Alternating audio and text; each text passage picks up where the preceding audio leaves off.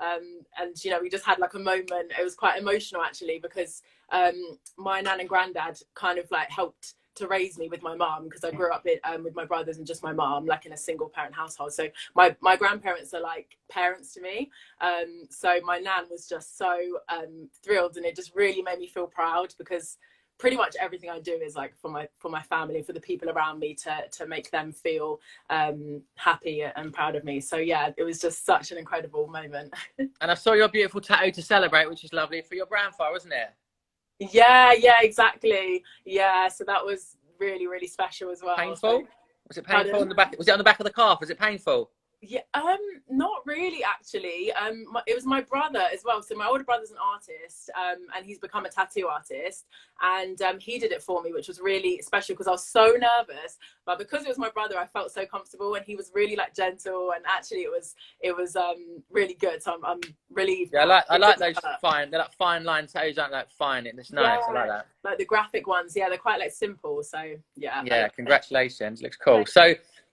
Yeah, so obviously, look, it's mental health awareness week, and Lee was going to be a really nice idea for us to go on and have a little chat. And yeah, I just thought, you know, is there anything you want to share about it? Have you had an experience personally with yourself or family or friends, or you want to talk about anything regarding mental health at all? yeah. Well, I think for me, mental health is something that, as I've gotten older, I've obviously learned to like understand that a lot of people experience issues with their mental health. Whereas when I was younger, I was like a very like anxious child. I was so sporty. I loved fitness and sport, and played like a million sports, and I loved school, but also I was just naturally a very anxious child. And it like developed into a like claustrophobia and agoraphobia. So when I was really young, it got to the point where I couldn't be on a train, I couldn't be in the car, I couldn't even be in the classroom without feeling like I was like trapped in or something, which sounds like really crazy now, but it was just like a manifestation of some anxiety that had come from somewhere that obviously as a young child I didn't know how to express. Obviously being from such a loving family, my mum got me the support I needed, and I actually had a therapist when I was about like 12, 13, which at the time obviously none of my friends were doing that, and I felt like it was a really alien thing, and I felt like, oh, this is, you know, it means I'm odd, I'm different, and nobody's like me, no one has anything wrong with me, with them. And it was something that then I kept really private. And I remember once at school, there was another girl in my class who had experienced like a period of depression, and she had to go away from school. And my teacher said, oh, please, can you speak to her? Because you've been dealing with anxiety, like you can help her. And I remember thinking, oh, I don't want anyone to know that I've been through this. Like it felt like such a stigma to me. And it was only when I grew up throughout university and then getting into work that, and obviously on social media, there's been like a massive, what I feel is like a shift and a kind of movement towards like more positive, like speaking about mental health, that I realized that actually a lot of people experience anxiety, depression, like just loads and loads of kind of these things that we don't necessarily feel like it's okay to talk about. So as I got older, I realized actually it is okay to talk about it, and it's not something that I always share on my social media, just because, especially when I am feeling stressed or anxious, I like to speak to the people that are close to me. But I do just think it is amazing that now we're in an age where mental health support is out there, and we can talk about it without feeling like people are going to judge us. I know that like some of my friends have had to take time off work, and their managers have been like supportive about it. Whereas I think back when I was younger, I just used to think, oh, this is me. You know, I've got something wrong with me, and that I'm going to be stuck in this situation forever. But growing from that experience, I've realized that actually there is help out there, there's support, and now I'm doing something that I never could have dreamed that I would do when I was younger. So yeah, I think it's amazing now that we have a lot more of a positive connotation around mental health issues. Yeah, I will listen. Thank you for being so honest and sharing that story. I didn't obviously know that about you, because obviously I've only known you since like a few months ago, but it's really lovely that you shared that. And it's amazing now, like how confident you come from maybe that insecure, anxious young child to now that it's really open, you know, full of energy, full of life, and really kind of, you know, extrovert maybe. So that's amazing. And I was going to say, yeah, like I feel like we're the first generation that are now talking about mental health like it's okay. Like, you know, my dad and his granddad, and you know, it was that man up thing. Was it man up? Just get on with it, ride it out. Like, yeah. Whereas now I think it's important to don't get to the point like where you're injured to see a physio, you know, where you're broken before you go for a massage. And same with your mental health. Like, don't wait to have a breakdown or an anxiety attack or something really major. Like, look after your mental health. And I think one of the most important things is obviously exercise. And the second thing is just communication. It's talking, isn't it? Like, just to realize that you're not the only person that wakes up sometimes with a cloud over your head. Like, I wake up sometimes, I don't know why, I just feel really flat, like there's this cloud over my head, and I'm like, what's wrong with me? And I go and exercise, and I sort of shake it off, and I kind of feel better for it. And everyone thinks that you're just going to wake up every day happy, but sometimes you're not. Sometimes you've got to really do things that are going to pick your mood up, change your energy, and shift your direction of your day. And I think exercise, to me, a morning routine, I think, is truly transformative. Do you believe that as well? Yeah, absolutely. A morning workout obviously just really helps you set off your day right, and I think even a workout just in general, even if it's 10 minutes, 20 minutes, this is what I'm always trying to say to my community. If you do a workout, you don't regret it. And if you wake up and your workout is the only thing you can do, so like you say, you wake up and you've got a cloud over your head, you have a really unproductive day, but you get in 10 minutes of walking, or you do 20 minutes of yoga, or you do half an hour of kettlebells, something, at least at the end of the day, you look back and you say, okay, so today I wasn't feeling great. I might still not feel great, but at least I did that workout. I did something for me. I got up, and at least I can like tick that box and say, okay, I achieved something, and tomorrow is a new day, and I can move on and I can try again. And you never know, like in that workout, you might be on a walk and you might see something that really lifts your spirits, or you might get a personal best in your session, or you might do a new exercise that really makes you feel excited about training again. It's like an opportunity to get out of that like rut and out of that kind of like headspace where that clouds over your head. So I just think, yeah, a morning workout or a workout any time of the day just helps you to really to kind of feel like you're doing something for you. Yeah, I think it's so important. That's why I'm always saying, you know, exercise to feel good. And it's some people just don't think, some people that don't have exercise, you know, like you got it in your DNA, you've always been sporty. It was like ingrained in your DNA from a really young age. Same with me, like with PE, I was obsessed with it. I loved it. Yeah. People that don't have that, it's really hard. They find it the last thing they want to do when they're tired and stressed and feeling down is exercise, because they're just not used to that thing of, it's not just to look good and to lose weight. Like you might have been doing diets all your life, but if you shift your thinking to like, why not exercise today to feel good, to feel energized, and to like change the way you feel? Like that's a powerful message. That's why now with my, you know, the body coach, and whenever I visit a school, I keep saying that to the kids. Like, you may not feel like you're in the mood. You might be feeling a little bit stressed or something's going on at home, but if you do some movement, look at how good you feel now. So that's a message that I'm constantly repeating over and over again to try and inspire people to actually, you know, to get going.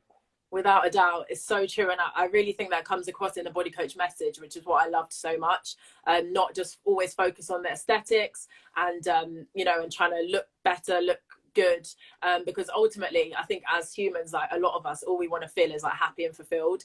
And exercising for your mindset, for your mental health is one of the best ways to achieve that. So definitely.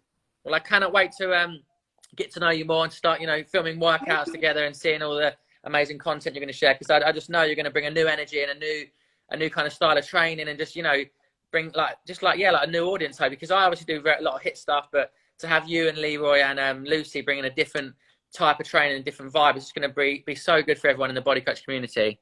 Yeah, I'm so excited. I really just cannot wait to get started, to get to know the body coach team and the community more, to be able to share my passion for fitness and all of my ideas with everyone. I'm over the moon. So thank you so much.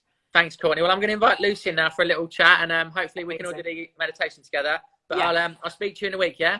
Amazing. Thank you. Okay. Have a nice evening, Courtney. Bye-bye. Bye. Right. So the final person to come onto the live tonight is going to be Lucy Sesto. Lucy Sesto Yoga. There she is, requested, perfectly, teed up. And Lucy's going to introduce herself, and she's going to take us for a nice little guided meditation, like a 10-minute meditation to chill us out, get us feeling positive. Hello. Hello. How are you? I'm good. How are you? Sorry we overran. I got a little bit excited talking to Leroy and Courtney. That's right. It's so nice hearing them speak as well, and just coming up with their little things about mental health, and all their stories are just amazing. And they're such lovely people as well. Well, this is it. We're the team now. So there's four. So it was just me, and now there's four of us. Like, I'm so excited about, you know, just it not being all on me, and just having people to support me with ideas. And because it's quite lonely when I'm on my own. I'm just film my own workouts. I'm doing all the videos, but I've got no team around me who can help with the content and stuff. So I'm really excited to share, your wonderful yoga, which I've been doing as well. So I've done your hip opening class last Thursday, and I just felt amazing afterwards. I need, my body needs that stuff. Yeah, it's so good just to slow down sometimes, because it almost gives you that time to switch off as well, and time for your body. Like, the mobility is so needed at the moment with a lot of people. So yeah, it's great that you came. I'm glad you enjoyed it. So how are you feeling about being one of the trainers, and how did your friends and family react to the news? I was so excited when you called me when I was in the car. So I was literally like, had my music up on full volume on the way home. I was just like singing to myself, calling everybody. And then my nan was super happy as well. She was literally jumping up and down on the floor, and she's 91. So she was very excited. Love that. But yeah, everybody was just so positive as well. And I had such lovely messages from people, not just my community that I already knew, but like just strangers, complete strangers, being so nice and sending such lovely messages. It was so heartwarming, and I'm just so grateful to be able to be here today. That's so nice to hear, because obviously it's been tough, you know, with the social media, but people have been really uplifting, and everyone's given you like loads of support. And even the people that didn't get selected, I feel like they've really given everyone a high five and congratulated them, and they've been really kind about it, do you think, as well? Yeah, definitely. I mean, we're still in a little group chat with all the 30 people on Instagram as well, and they had such lovely positive messages in there when we got through, and it's just such a nice little community to be a part of. So I'm just really grateful for that. I'd love to get together one day when obviously we can. I'd just get together and all go for a, you know, picnic or meet in a park, or just like hang out and just get to meet all the 30, just like networking a little bit as well. It'd be fun. Yeah, definitely, because they all seem like such amazing people as well, and amazing trainers. I've like followed them all and been looking at all of their stories all throughout this whole thing as well, and they just seem great. And hopefully we can both meet them all together in person at some point. So obviously Mental Health Awareness Week is something that I'm always trying to, I don't actively talk about mental health every day, but I'm always saying, you know, trying to describe the narrative of like exercise to feel good and change your mindset. So it's always on my mind. But as it's Mental Health Awareness Week, I thought it'd be nice to have a little chat, and wondered if you had any experience with yourself, any kind of lows, or how you've overcome certain challenging times in your life. Yeah, definitely. I think, to be honest, everybody's experienced some form of, you know, has experienced mental health in some different way at some point in their life. And I remember when I was at university in my last year, I had a lot of anxiety, just because that was a time in my life where I didn't know what was coming next. I didn't know what I wanted to do, and I was just really anxious about finishing uni, even though you'd think that you'd be really excited at that point. I was sort of excited to finish, but also like, oh my God, what do I do now? So I was just really anxious, and I knew that meditation was good for anxiety, but I didn't really know how to use it or what it was. So all I was doing was meditating when I was already really, really anxious, which is really hard to do when you're already in that state of mind where you're just like, your thoughts are out of control, and you're trying to sit down and be quiet, like quiet your mind. It's really difficult. And it's actually only now that, looking back, I know that meditation is something that you need to do every day in order to, so when you get to those moments where you feel stressed or anxious, it's easier to manage. Like, for example, you wouldn't run a marathon without training every day or running every day. So you need to sort of look after your brain just as much as you would do your body every single day, so that when stressful events happen or you do feel anxious, anything like that, you're like better equipped to actually handle that yourself. And do you notice a big difference on days you don't meditate, or are you quite consistent with it? Are you a 7 days a week kind of girl, or do you have a few days off in the week? So since the first lockdown last year, so since March last year, I've been doing it every single day without missing a single day. But I think that was because obviously when we went into lockdown, I completely was out of a job because I was teaching in studios and everything closed. And I was just like, I need something, I need a routine. And I heard you saying to Courtney as well that morning routines are so important. And it's something that I never did before, because I was never a morning person. I was always quite grumpy in the mornings. It took me quite a while to wake up.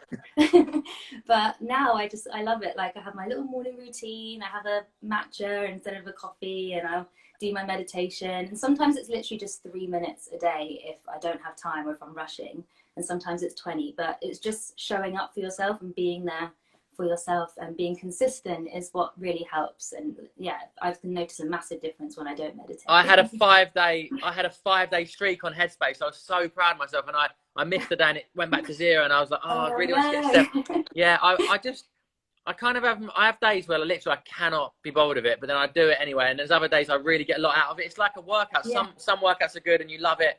Some you're battling through it. But I do feel better on that. I do feel better because if I wake up and look at my phone, you've got Twitter, you've got BBC News. It's like negative stuff straight away. The first thoughts in your brain and the reality of the world feels like this is so sad and upsetting. So for me, doing the meditation first, it just allows me to be a bit more present and be a little bit more calm, like going into the day, especially coming down with the kids, when I'm tired.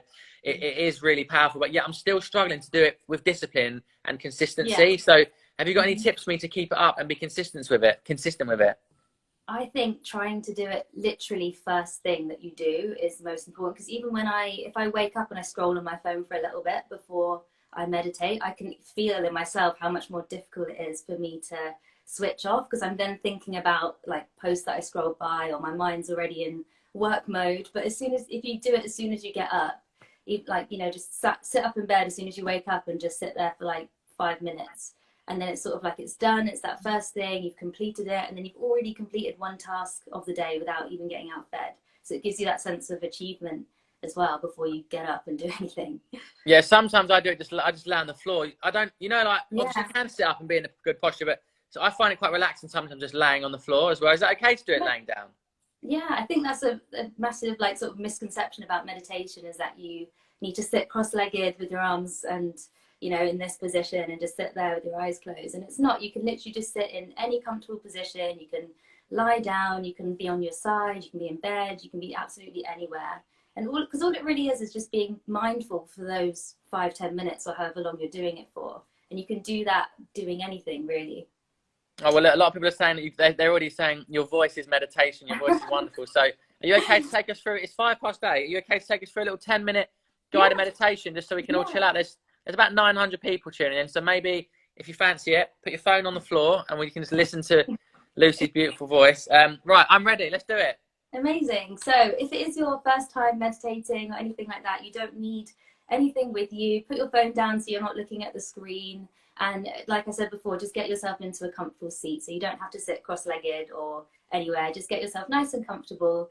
And then we're just going to start by closing down the eyes. So all I want you to do while your eyes are closed is just start to notice any sounds that you can hear around you in your room. Maybe you can hear sounds outside of your room. Maybe you can hear someone talking.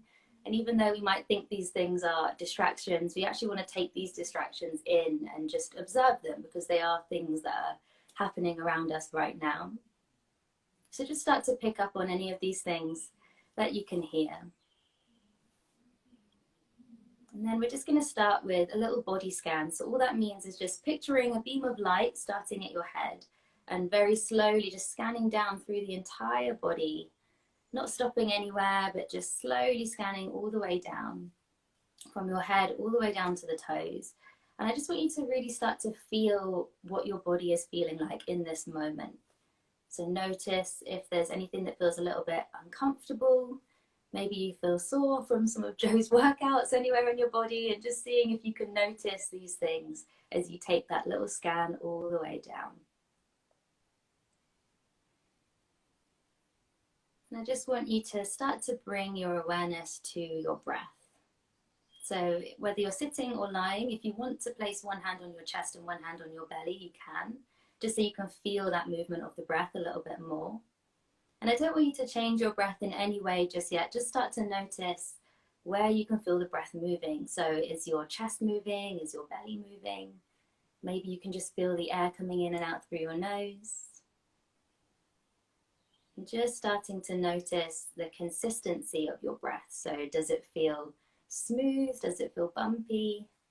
Does it feel deep or shallow? We're just going to start with a few deep breaths. So I want you to take a nice big inhale through the nose. See if you can send that breath down into the belly. And a nice long exhale through the mouth. We're just going to say it one more like that. Nice big deep inhale through the nose. And a long soft exhale. And then just let the breath return to a natural pace. And again, we just want to start to focus on that movement of the breath. And just remembering, if any thoughts do pop into your head, just remember that that's okay, it's normal, it happens to all of us. We all have thoughts all the time. So don't worry if your mind is a little bit busy or if it's thinking about other things. But as soon as you notice those thoughts popping in, instead of getting hung up on them and trying to figure out why they're there, see if you can just observe that thought and then let it go. So remembering that we are not our thoughts, we're separate from our thoughts. And just allowing them to come and allowing them to go.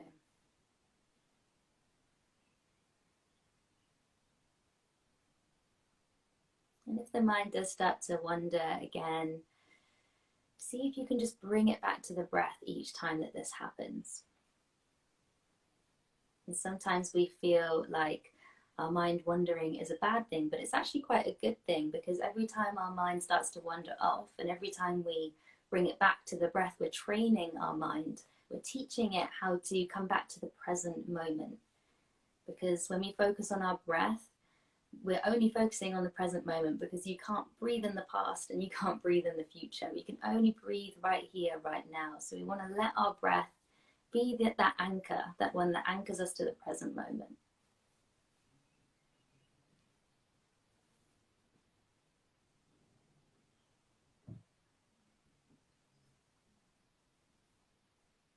And so just keep that awareness on that movement of the breath as it moves in and as it moves out.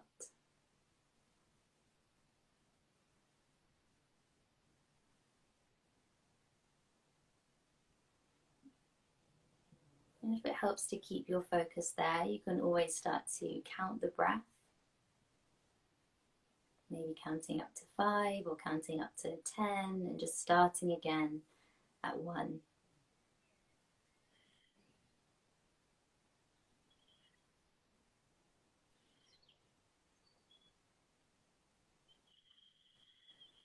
And all we're doing here is just observing these movements in our body, observing the breath, and allowing ourselves to be in this present moment.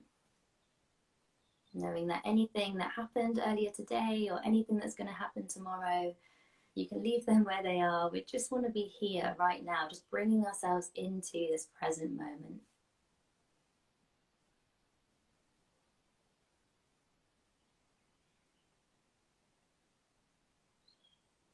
And then just notice if you're holding on to any tension anywhere in the body. So sometimes we hold a lot of tension around our jaw. So just notice if you're clenching your teeth, see if we can loosen the jaw, maybe even give it a little wiggle if you need to. And then draw that awareness to the space in between your eyebrows and just see if you can soften that space. We really want to relax all of the muscles in the face.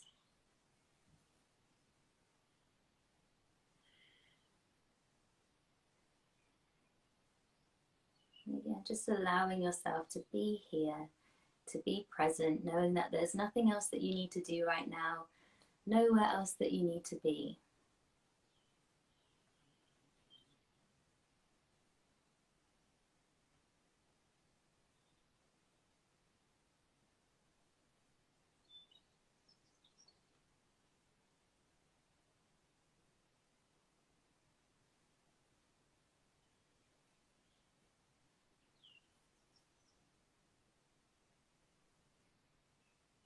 And every time that mind starts to wander off, just gently bringing it back in, bringing it to the breath. Not getting frustrated if it does, just allowing it to happen, allowing yourself to come back each time that happens.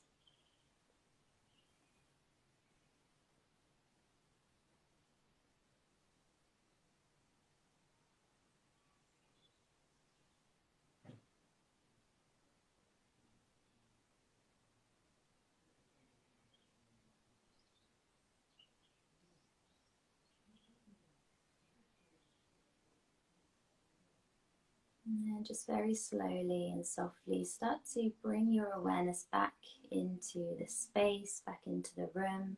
You don't have to open your eyes just yet. But again, just starting to notice any of those sounds that you can hear around you. And maybe noticing if those sounds are really close to you. Notice if they're in the same room. maybe they're outside of your house. And just observing those sounds. What can you hear? And just letting that awareness grow and grow, expanding and expanding until you can hear the thing that's furthest away from you.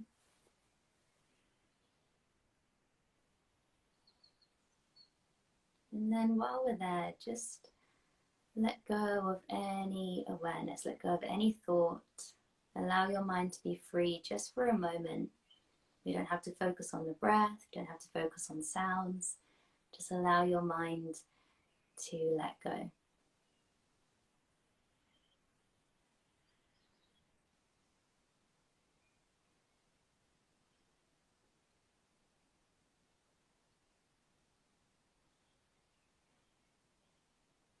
And then slowly bringing that awareness closer and closer towards you again until you can start to feel some sensations in your body.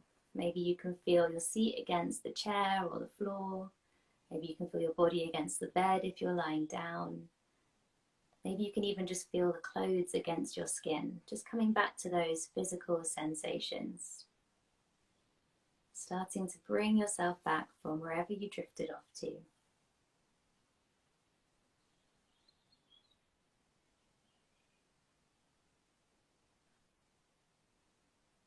And then very slowly, just start to gaze down towards the floor in front of you, or just gazing down, softly beginning to open your eyes. And knowing that you don't have to do anything right now, you don't have to move, you don't have to go anywhere, just slowly allowing yourself to come back into this space. That was wonderful. Oh, I love that. You've got such a calm voice. It's really, I really think that meditation, it really comes down to the voice, doesn't it? It means a lot. Yeah. And the sound of your voice is really chill. It really chilled me out. Oh, thank you. I'm glad you enjoyed it. It's amazing how much, even I feel relaxed. I feel like I had a really relaxing weekend. When you said that, I feel like I do hold tension. I have to really think about relaxing that, because I hold it there in my head. Like I'm frowning. I hold a lot of tension there as well. Whenever I try and say that to myself, I notice that I'm raising my eyebrows or squeezing the eyebrows for some reason. I'm like, no, just let it go. Oh, it was lovely. I really cannot wait to start sharing your content. Your yoga is amazing, and your meditation. I just think it's going to help so many people, because obviously I'm just known for the hit, and all I do is this high energy stuff. But I can't wait to just slow down and give other people like really good mobility workouts and really good things that I know is going to give them longevity as well in their training and their life. With the hip stuff, the hip stuff I'm obsessed with, because I had the worst pain in my leg, and by doing all these hip openers, I feel I'm moving the best I've ever moved. So I think that's amazing. Yeah, the hips actually control so much of our body as well, and even if we've got pain in our back or somewhere else, sometimes it can be related to the hips. So using the hips and doing lots of hip opening things actually really helps lots of other problems in the body as well. So that's great. That was wonderful. So I just want to quickly remind everybody that's watching that may have missed the beginning. I've announced the 3 amazing body coach trainers. You can follow them on Instagram. It's Leroy Elevates. So Leroy Elevates is Leroy. Courtney Fit, Courtney, it's spelled Courtney Fit London, and Lucy Sesto Yoga. No, Sesto Yoga. Sesto Yoga. Yeah, Lucy. It's just Sesto, Sesto, Sesto Yoga. And they are the 3 amazing trainers that are going to be joining the Body Coach team very soon. We're going to be starting to get all your equipment, all your lighting, your cameras, get you set up, and then start sharing content on YouTube. YouTube initially, with some workouts and little, bits on Instagram and Facebook and stuff, and then then it'll be on the app, which is exciting. So anyone that is on the Body Coach app, it's going to get very good very soon. Amazing! I can't wait. It's all so exciting. Well, have a lovely week, and I will see you hopefully Thursday evening for the hip opening class. Yeah, amazing. Thank you, Lucy, and thanks for tuning in, everybody. Have a lovely week, and stay positive, keep active, and keep meditating. Thank you, everybody. Bye, everybody. Thank you, Lucy. Lots of love. Bye bye.